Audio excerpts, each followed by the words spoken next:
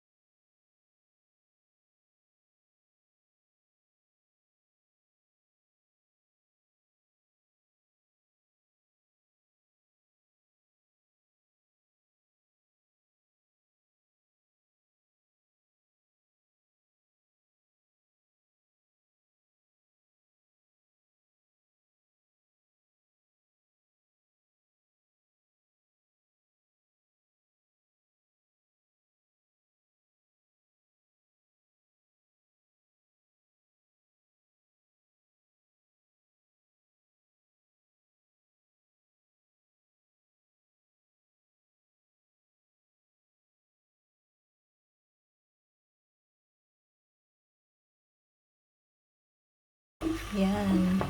Lumabas na yung medyo dumi-dumi ng pork knuckles.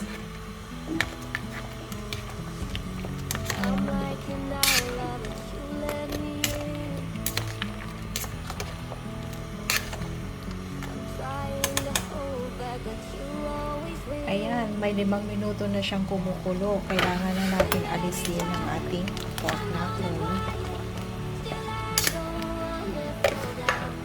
Switch off na natin ang ating kamay.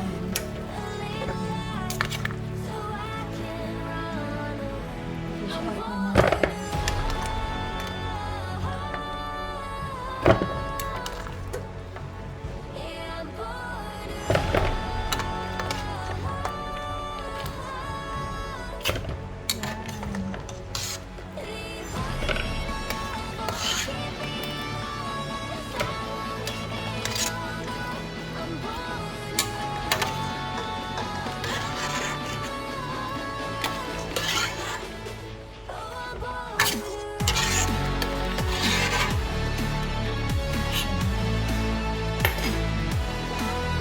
Guys, hugasan ulit natin.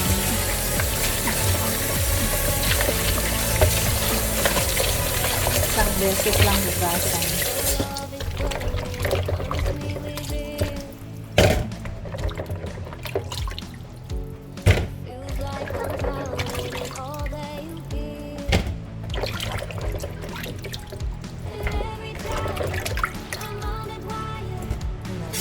Ayan guys, kailangan natin ng ginger. Babalatan lang natin itong ating ginger.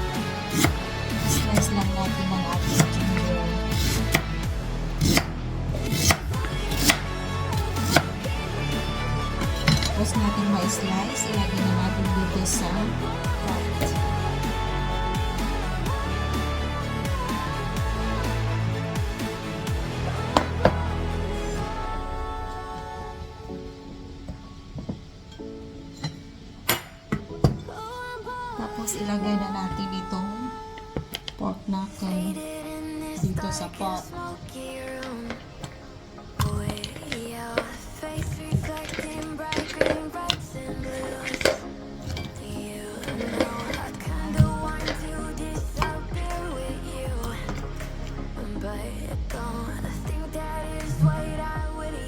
Next, naglagay na ako kanina ng itlog. Ilalagay natin dito sa my pork knuckle. Babalatan lang natin itong ating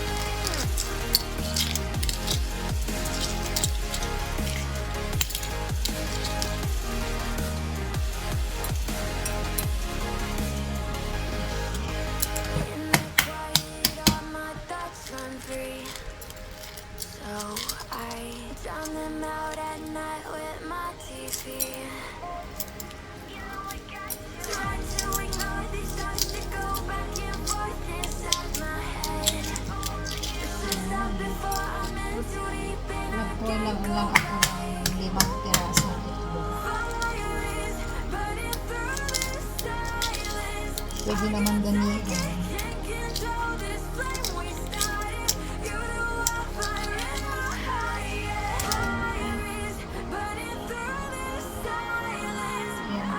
Tapos yung natin nabalatan ng ating itlog.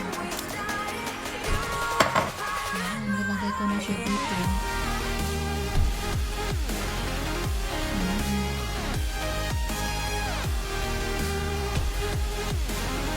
Next, isisan na natin siya ng sweet black rice vinegar. Black rice vinegar.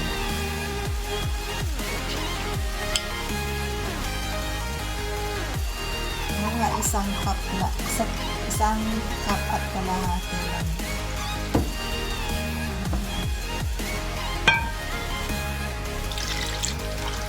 Buhos lang siya dito. 1.5 cup.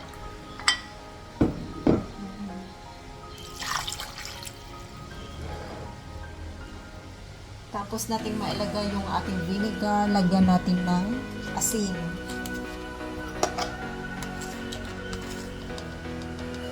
Lalagyan ko lang muna siya ng 1 teaspoon. Tapos mamaya, iti-taste natin siya kung tamang-tama na yung lasa. Pag kulang yung asin, dagdagan lang ng asin. Next, lagyan natin siya ng brown sugar.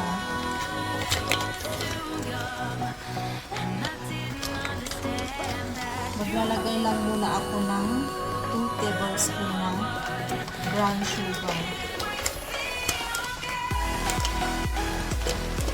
Tapos titikman lang natin siya mamaya kung tama na yung asukal niya.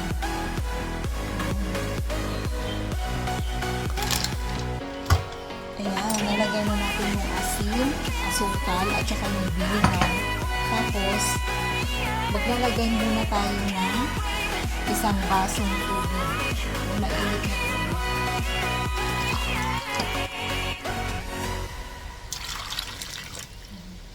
Isa't kalahati.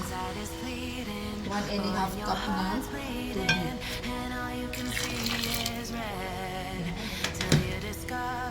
Ayan, ready na siyang lutuin, guys.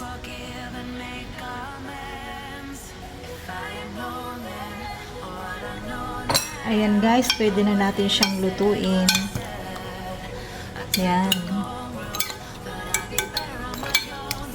Pag malambo-lambot na siya mamaya, titikman na lang natin kung tama yung lasa niya. Kung tama yung asin at saka yung asukal. Yan guys, lulutuin na natin siya. Ayan guys, naisa lang na natin dito sa kalan. Antayan na lang nating mag-boil. Tapos, pag nag-boil na siya, i-turn down natin yung apoy nga ng slow fire. See you later! Ayan guys, kumulo na siya. Nag-boil na. Kaya i-turn down na natin yung ating pork knuckle. Turn down na natin yung apoy.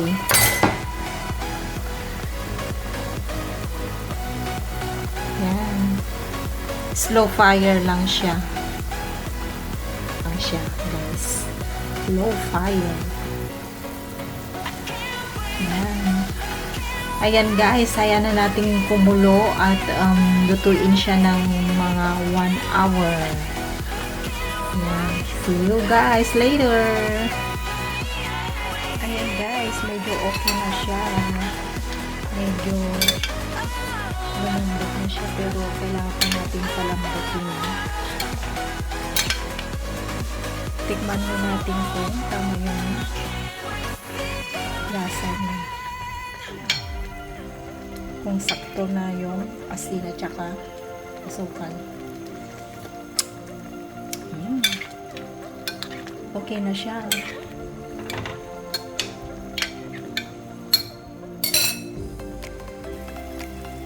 Ayan, lutuin mo muna natin siya ng another 10 to 15 minutes. Ayan guys, luto na ang ating pork knuckles. Let's eat na. Ayan.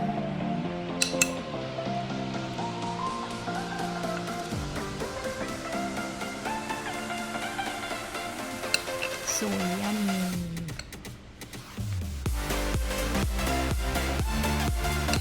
Ayan guys, sana nag-enjoy kayo sa ating pagluluto. Thank you for watching. Bye!